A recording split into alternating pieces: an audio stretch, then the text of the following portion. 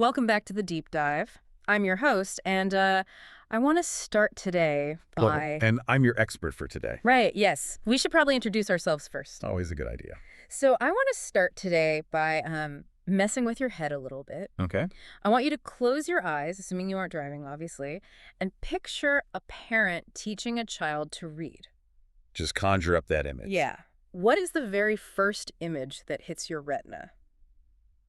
I mean, it's got to be a book, right? Right. A parent in a comfy chair, kid on the lap, finger pointing at a sentence. Exactly. Or maybe a tablet with a phonics app if we're being, modern. That is the archetype. We are completely conditioned to believe that literacy is a physical object. Yeah. It's a book or a worksheet or a screen.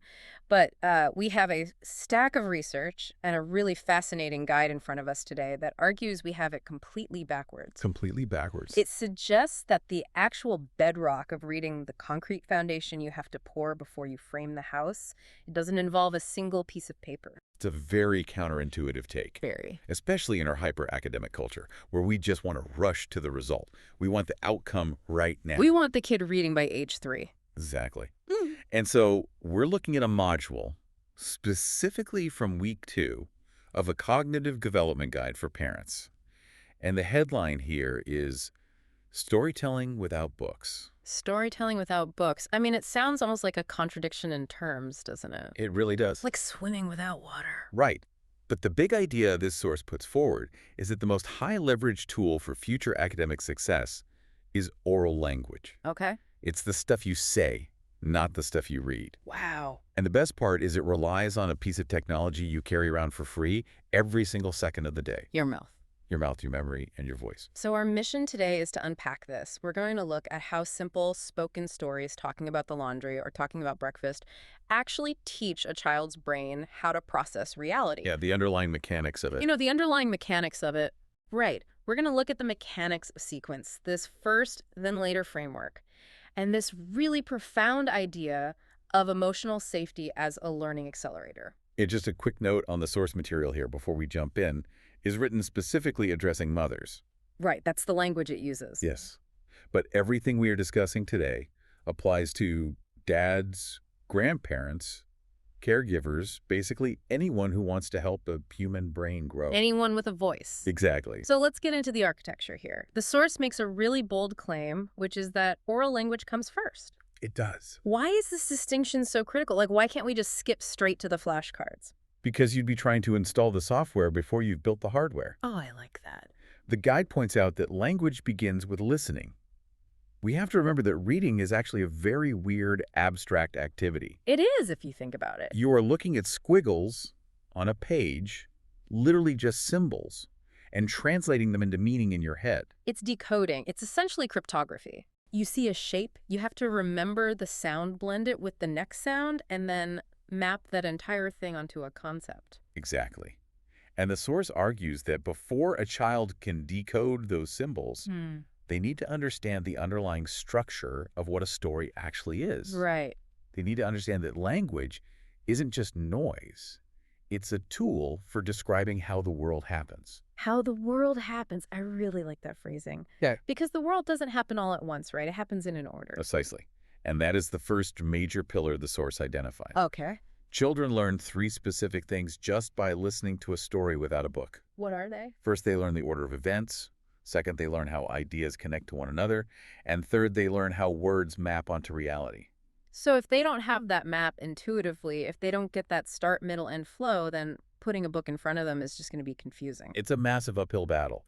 You're asking them to learn the structure of a narrative and decode the alphabet at the exact same time. Which is just too much. It's way too much cognitive load. And that makes total sense. Yeah. It's like trying to learn to drive a stick shift while also trying to learn the map of a new city. You're going to crash. You are definitely going to crash. So oral storytelling is the simulator. Yes. You learn the map first, so later you can focus on the mechanics of driving, or in this case, reading. That's a perfect analogy. And the source gives this incredibly simple, almost deceptively simple example to break down the mechanics. It calls it the first, then later concept. First, then later. It sounds like a coding logic. It basically is drug training for toddlers. The example sentence in the text is, first we woke up, then we ate breakfast, and later we went outside. Okay, I have to play devil's advocate here. Go for it. That is the most boring story I have ever heard. Well, it's not winning a Pulitzer, no. First, we woke up, then we ate breakfast. If I told that at a dinner party, I'd be asked to leave immediately. Fair point. It feels almost too simple to actually be educational. True, but you aren't the target audience. For a 2-year-old or a 3-year-old, look at what is happening beneath the surface of that sentence. Okay, let's dissect it. You are teaching time. You are teaching sequence. And most importantly, you are teaching cause and effect. Right. You can't go outside until you wake up. Exactly. The source emphasizes that this isn't just chatting. It is cognitive training. Wow. When a child hears these spoken stories repeatedly, their mind starts to recognize the flow of a narrative. They start to predict what comes next. And that predictive ability is huge. I've read elsewhere that the brain is basically a prediction engine. It absolutely is. You're constantly guessing what's going to happen in the next second. It is. And think about what happens 3 years later. That same child opens a book. They see the words, once upon a time, or the dog ran to the toilet. And they aren't just seeing random words. Right. Their brain is already saying, oh, I know this algorithm. Something happens first, which leads to something else. So they aren't struggling to understand the concept of a story. They can focus 100% of their energy on decoding the text. The source explicitly states this. Children who hear many spoken stories find reading easier later because the pattern is already embedded. The house is framed. Exactly. They just have to paint the walls. I love that. It takes the pressure off the reading part and puts the value on the talking part. Yes. But this brings us to the practical side. Because I think a lot of parents, myself included here, tell a story and we just freeze. Oh yeah, the panic sets in. We think we need to be J.K. Rowling. We think we need a dragon, a quest, and some deep moral lesson. That is the performance trap. And the guide addresses it head on. It says clearly, you do not need to be creative. You do not need to be a writer. Which is a huge relief. The method this guide proposes is incredibly low stakes. It essentially says stop trying to make stuff up and just narrate your life. Yes. The source encourages finding stories in the mundane. It gives examples that are refreshingly normal. Like what? Talk about what happened yesterday. Talk about how you cooked dinner. Okay, but again, cooking dinner. First I boiled the water, then I put the rice in. Is that really a story? To a 3-year-old, absolutely. Think about their perspective. They are just arriving on this planet. That's true. They are trying to figure out how the physics of the world works. Cooking rice is a transformation process. It's magic to them. Okay, I see that. First, it's hard grains, then hot water, then fluffy food. That is a narrative arc. It has a beginning, a middle, and an end. It's a chemical drama. Exactly. And it has a result. One of the other greatest hits, the source suggests, is retelling a family memory or the story of the child's birth. Oh, kids love that. Tell me about when I was a baby. It's like their origin story. It is. It centers them in the world. And notice the context the guide suggests. You don't need a designated story corner. You don't need a puppet. You don't need props? No. It says do this while washing dishes. Do it while walking to the car. Do it while getting them into pajamas. Which is a relief for busy parents. You don't need to carve out time or put it on the calendar. You just layer this on top of what you're already doing. It turns chore time into literacy time. You're multitasking in the best possible way. Now, there is one technical requirement the text mentions regarding how you speak. It's not about the content, but the delivery. Right. It says speak slowly, speak clearly, and use your natural voice. So, no, I'm a scary monster voice. No high-pitched baby talk. I mean, you could do that for fun, but for this specific cognitive building, your natural cadence is actually better. Interesting. It connects the story to you, their parent. And that anchors the learning and safety, which we'll get to in a minute.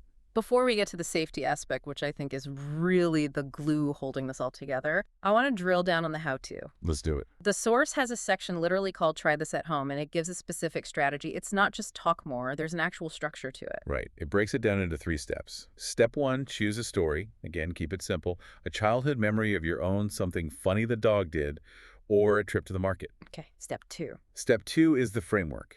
Focus on 3 elements. Who was there? What happened? And how did it end?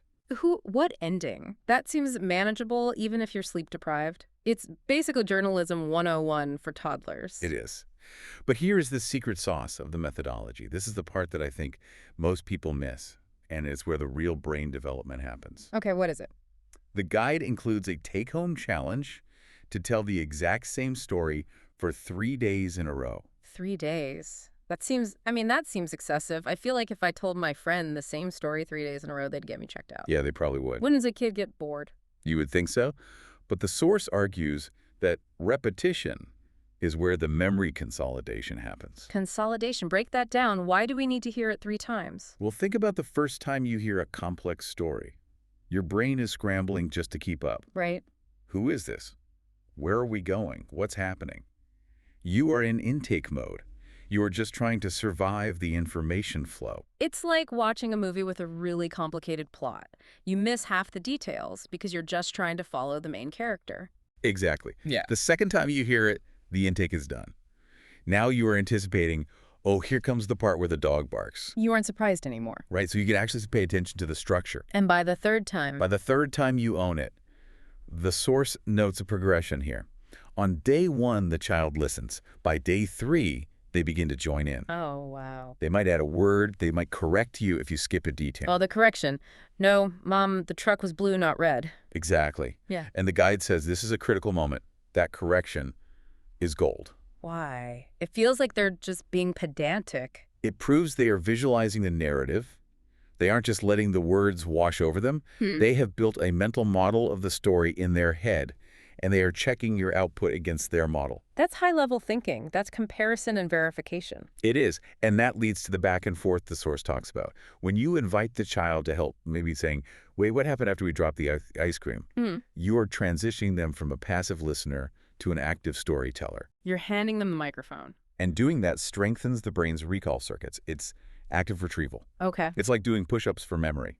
If you just read to them, they are watching you do the push-ups. Wait. When they help tell the story, they're doing the push-ups themselves. That is a crucial distinction, passive consumption versus active retrieval. Yeah. And it validates their voice, which I think is the perfect bridge to the emotional component. Yes. Because this isn't just about making them smarter. The source is very clear. Storytelling builds emotional connection. It's the hidden curriculum. The text says, when a child hears stories told by their mother, they feel safe, valued, and loved. And then it has this beautiful line, your voice becomes linked with comfort. Linked with comfort. I want to pause on that because there is some heavy neuroscience there, right? Huge. From a neurological perspective, a brain that feels safe is a brain that is primed to learn. If a child is stressed, anxious, or feeling disconnected, their amygdala, the brain's alarm system, takes over. And when the alarm is ringing, you can't hear the lesson. Exactly. The prefrontal cortex, where learning and logic happen, basically shuts down. It's survival mode versus learning mode. Makes sense. So when they are listening to a parent's voice, a voice they associate with food, warmth, and care, they enter a state of absorption. Their guard is down. The pathways for new information are wide open. They aren't worried about being tested. They are just basking in the connection. It's a powerful reminder that we as parents are the interface. The source says, you do not need books. Your memories, your voice, and your time are enough. Enough. That's a heavy word in the parenting world where we're constantly sold more. It's radical. In a world that tells parents they need to buy the right STEM toys, the right apps, the right bilingual curriculum, this source says no. You are the curriculum. Yes, you're past your funny stories about burning toast. Yeah. Your attention, that is the material. So let's say a listener takes this challenge. They pick a memory, they tell it for 3 days. How do they know it's working? Because the source has a section on measuring success, and I was honestly surprised by it. Yeah, if you're looking for a standardized test score, you won't find it. The guide explicitly redefines progress. How so? It's not about perfect memorization. You shouldn't expect your 3-year-old to recite the story back, word for word, like a tape recorder. So what are we looking for then? What are the KPIs here? The source lists subtle signs of engagement. Are they listening longer than they usually do? Are they smiling? Are they reacting? It's just a smile counts as a metric. Absolutely. Think about what a smile means in this context. A smile means they are following the emotional arc of the story. If you say something funny and they smile, that is comprehension. They got the joke. That's a great point. Humor requires understanding context. If they laugh, they understand. Another sign is if they try to retell the story in their own way.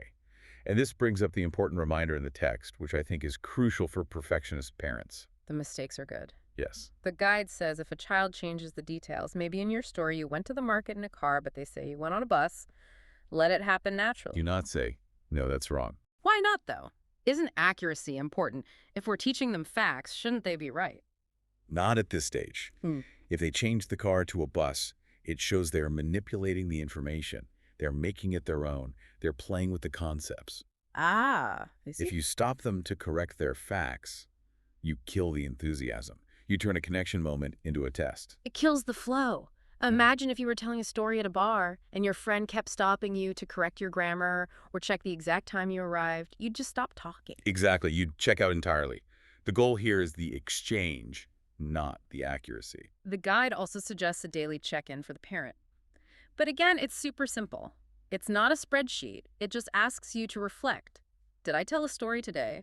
And did my child try to respond? And if the answer is yes, you've succeeded, that's it. It's about building the habit of verbal interaction. I really appreciate the no wrong answers approach to the reflection. It asks, how did it feel to tell a story without a book? It forces you to realize that maybe you enjoyed it more too. It's less clinical than reading a text. It's more personal. It removes the barrier. When you read a book, physically the book is between you and the child. You are both looking at the object. Right. When you tell a story, there is nothing between you. It's eye contact, it's gesture, it's pure connection. You are looking at each other. That is a great visualization, removing the object to increase the connection. So let's try to bring this all together. We've covered the why the brain architecture, we've covered the simple mundane stories, and we've covered the result emotional safety and memory. Yep. This module storytelling without books is really flipping the script on early literacy. It really is. The core message is that you are your child's first storyteller. The tools required are internal, your memory and your voice, not external. You don't need Amazon Prime to deliver the solution. You already have it. Exactly. And we learned that this isn't just fluff. It's cognitive engineering. First, then later. It's teaching cause and effect and sequencing so that when they do get to books, the logic of a narrative is already installed in their operating system. And we can't forget the method. Repetition. Right, the 3 days. Telling the same simple story about cooking dinner or a trip to the market for 3 days allows the child to move from passive listening to active participation. It transforms them from an observer to a creator. And finally, that emotional piece. Your voice is the safety net that allows learning to happen. Absolutely. As the expert here, if you had to pick one final takeaway from this source to leave our listeners with the one thing they should write on a Post-it note, what would it be? I think I would focus on the line from the source that says, listening is just as important as speaking. That's a good one. We live in a world that values output. Yeah. We want kids to talk, to read, to perform, to demonstrate what they know. But this guide reminds us that the act of receiving a story, processing it, and holding it in memory is a massive cognitive workout. Yeah, it really is. These simple interactions are described as gifts that support learning for a lifetime. It's a gift of time and attention that pays dividends for years. Gifts that support learning for a lifetime. It really elevates the act of just chatting with your toddler while you fold laundry. It gives purpose to the mundane. It does. It turns the mundane into the magical. So here is where we usually leave you with something to chew on. We've talked a lot about the power of the human voice and the back and forth dynamic that builds the brain. Right. And this brings up a provocative thought for me. Let's hear it. If the foundational architecture of reading is built on this emotional safety and the responsive real-time back and forth of a parent's voice, what happens when we replace that storyteller with a screen? Ooh, the iPad storyteller. Think about it. A tablet can tell a story. It can read the words perfectly. It can even be interactive. Press the cow to hear it moo. Sure. But it cannot offer emotional safety. It cannot authentically respond to a child's smile or a question in real time. It doesn't know if the child is confused or excited. It just keeps playing the file. It has output but no connection. It's a broadcast, not a conversation. Exactly. So if we outsource storytelling to devices too early, are we just missing out on the story, or are we actually skipping the construction of the cognitive foundation itself? Wow. Are we trying to build a house without pouring the concrete first? That is a huge question to end on. We might be creating a generation that can decode symbols, but can't follow a narrative arc because they missed that human connection. It's a real risk. It's definitely something to mull over the next time you reach for the tablet versus reaching for a memory. Absolutely. The most advanced technology in the room is usually the parent. I love that. Thank you all for listening to this deep dive into storytelling without books. We'll catch you on the next one.